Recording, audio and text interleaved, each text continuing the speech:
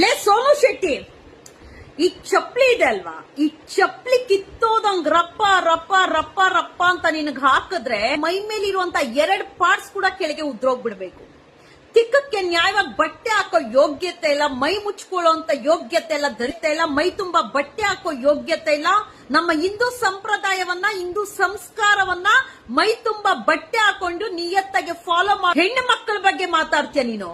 ನಿನ್ನ ಕೊಳ್ತೋಗಿರುವ ದೇಹ ಯಾರು ಮೂಸ್ ನೋಡಲ್ಲ ಅಂತ ಹೇಳಿ ಎಲ್ಲಾರ್ಗು ಎಕ್ಸ್ಪೋಸ್ ಮಾಡ್ಕೊಂಡು 2 ತುಂಡು ಪೀಸ್ ಹಾಕೊಂಡು ಯಾರು ನಿನ್ಗೆ ತಿಕ್ಕದ ಮೇಲೆ ಬಾರಿಸೋರು ನಿನ್ ಮನೇಲಿ ಯಾರು ಇಲ್ವಾ?